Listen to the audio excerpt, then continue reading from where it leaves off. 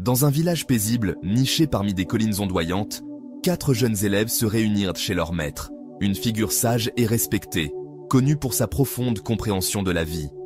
La maison du maître était modeste, avec un plancher de bois qui craquait doucement et des étagères remplies de livres anciens. La lumière du soleil filtrait à travers les fenêtres, projetant des motifs chaleureux sur les murs. Les 4 garçons, avides d'apprendre, arrivèrent avec une détermination partagée à prouver leur discipline. Avant que la leçon ne commence, ils firent un pacte solennel. Personne ne parlerait pendant la session. Le silence serait leur défi, une épreuve de concentration et de maîtrise de soi. Le maître les accueillit avec un léger signe de tête et les conduisit dans une pièce où des coussins étaient disposés en cercle. Il s'assit parmi eux, sa présence calme et rassurante, et commença la leçon en ouvrant un livre. Les garçons s'installèrent en tailleur, leurs yeux fixés sur les pages, leurs esprits prêts à absorber la sagesse. La pièce était silencieuse, à l'exception du léger bruissement des pages tournées et du chant lointain des oiseaux à l'extérieur. Le pacte de silence semblait sacré, un lien qui les unissait dans leur quête de savoir.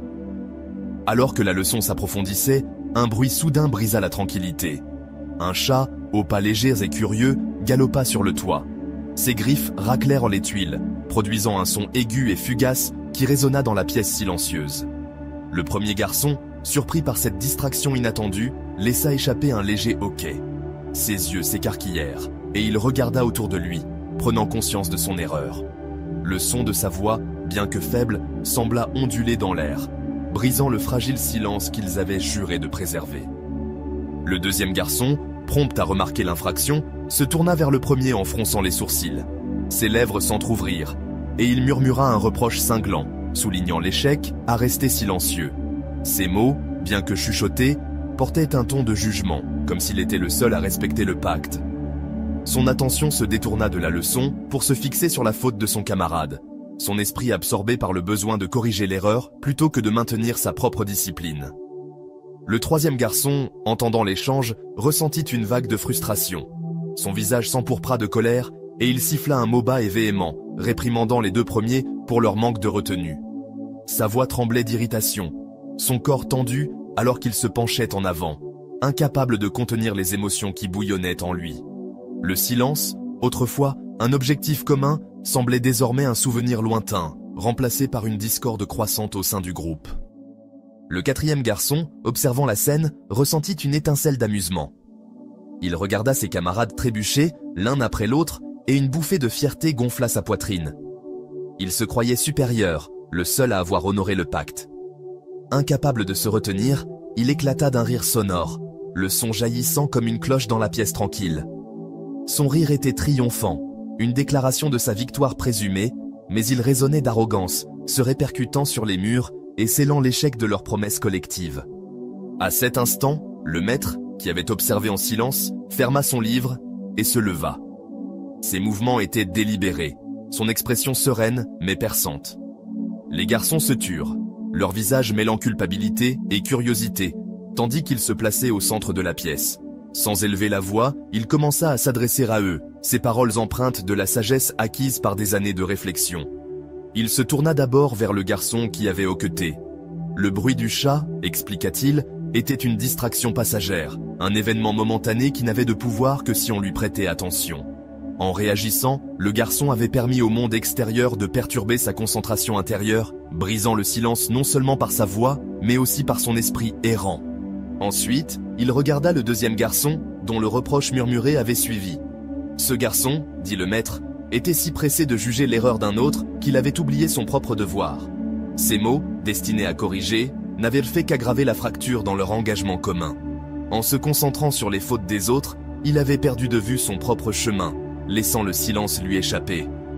Le regard du maître se posa ensuite sur le troisième garçon, dont la colère avait éclaté comme une étincelle. Son emportement, nota le maître, était un feu qui consumait la quiétude intérieure. La colère, bien que naturelle, devenait un piège lorsqu'elle surpassait la maîtrise de soi. En y cédant, le garçon n'avait pas seulement rompu le silence, mais avait aussi troublé l'harmonie du groupe. Enfin, le maître s'adressa au quatrième garçon, dont le rire avait été le plus bruyant de tous.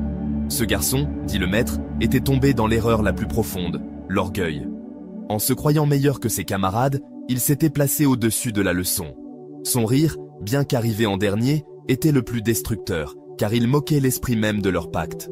Le véritable silence, souligna le maître, n'était pas seulement l'absence de son, mais la présence d'humilité et de conscience de soi. Les garçons s'assirent dans une réflexion silencieuse, leur confiance initiale remplacée par une prise de conscience humiliante.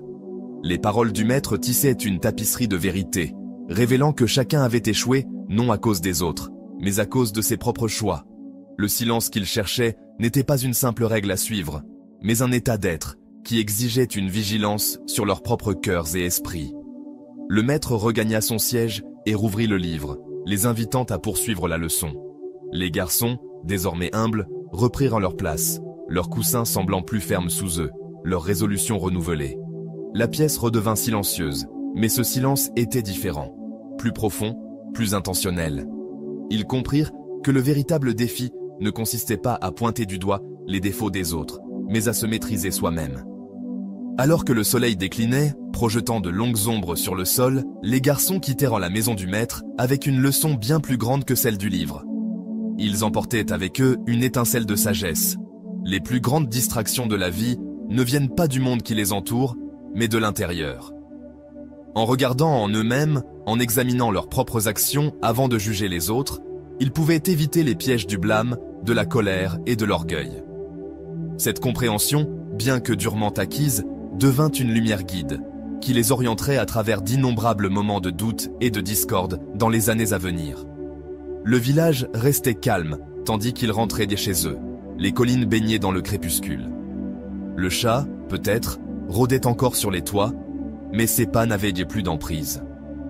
Les garçons avaient appris que le vrai silence, et la vraie croissance, commençaient par le courage de regarder en soi.